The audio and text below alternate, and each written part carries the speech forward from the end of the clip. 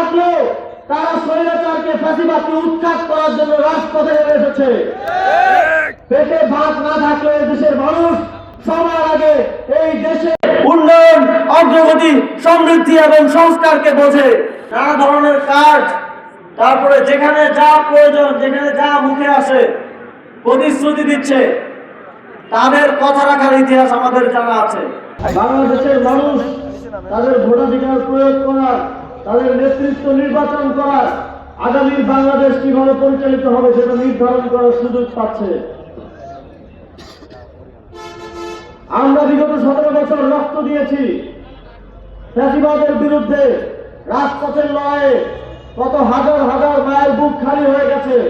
সর্বশেষ জুলাইগাঁও অভ্যুত্থানে 1400 ছাত্র জনতা জীবন দিয়েছে। ওয়ালটন বিএলডিসি ফ্যান, খরচ বাঁচে 65% পর্যন্ত। ওয়ালটন বিএলডিসি ফ্যান ছড়ায় স্বস্তির সবুজ হাওয়া। আমাদের বাংলাদেশের মুক্তিকামী মানুষ স্বাধীনতার জন্য, মুক্তির জন্য, একটি সুন্দর বাংলাদেশের জন্য জীবন দিতেও পিছপা হয় নাই।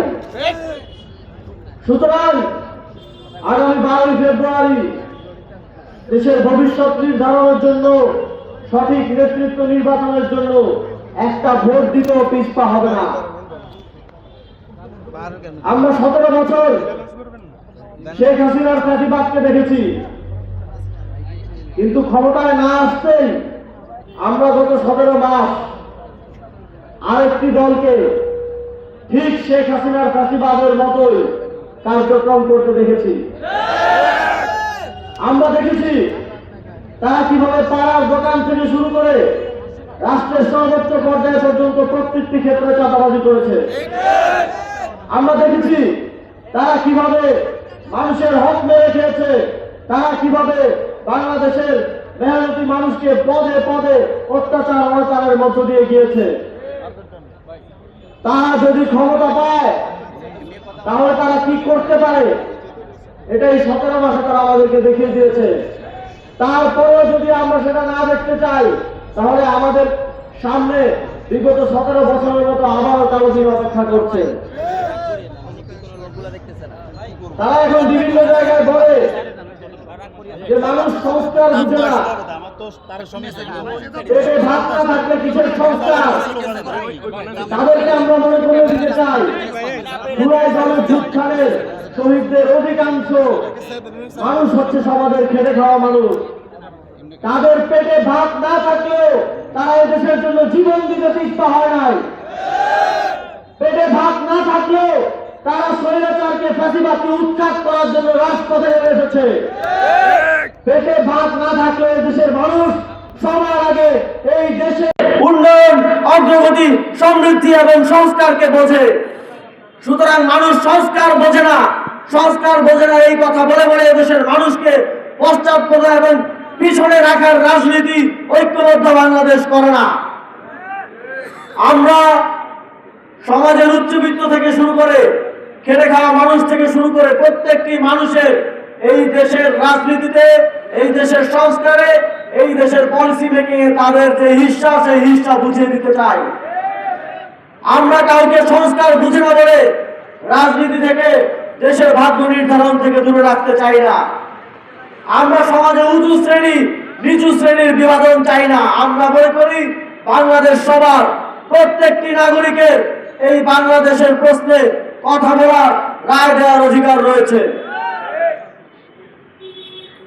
সংগ্রামী বন্ধুগণ, আমরা দেখেছি যারা এখন নানা ধরনের ফ্যান্সি প্রতারণা করছে, নানা ধরনের কাজ, তারপরে যেখানে যা প্রয়োজন, যেখানে যা মুখে আসে প্রতিশ্রুতি দিচ্ছে, তাদের কথা রাখার ইতিহাস আমাদের জানা আছে।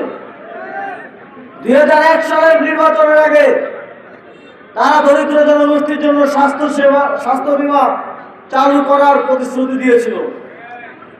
তারা বেকারদের জন্য ভাতা চালু করার প্রতিশ্রুতি দিয়েছিল। তারা প্রতিশ্রুতি দিয়েছিল কৃষক এবং শ্রমিকদেরকে পেনশন দেওয়া হবে।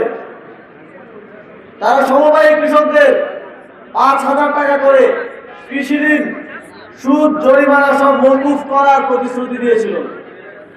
কিন্তু 5 বছর ক্ষমতায় থেকেও তারা একটা প্রতিশ্রুতিও বাস্তবায়ন করে নাই। সুতরাং এখন যতই কৃষক কার্ড, ফ্যামিলি কার্ড, চা শ্রমিকের কার্ড, যত কার্ডের কথাই বলেন না কেন, বাংলাদেশের মানুষ জানে, বাংলাদেশের মানুষের সেই অভিজ্ঞতা আছে যে আপনারা কোনো কথাই রাখবেন না। আপনারা অতীতেও কথা রাখেন নাই, ভবিষ্যতেও কথা রাখেন নাই, শুধুমাত্র ভোটের জন্য আপনারা মানুষকে মিথ্যা কথার বুলি শোনান। বাংলাদেশের মানুষ এখন আর আগের মতো নেই।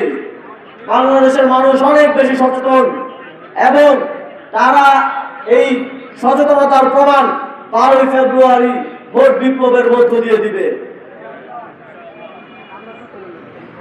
আমরা দেখেছি যে তারা বিভিন্ন স্থানে দুর্নীতির কথা বলে, তারা জাতীয়তাবাদের রাজনীতি করে, কিন্তু একটা জাতীয়তাবাদের রাজনীতি করা দলের একটা প্রার্থীদের একটা বড় অংশ বিদেশি নাগরিক। তারা বাংলাদেশের নাগরিকই না। যাদের প্রার্থীরা এককভাবে এই দেশের নাগরিক না, তাদের মুখে জাতীয়তাবাদের কথা অত্যন্ত হাস্যকর শোনায়।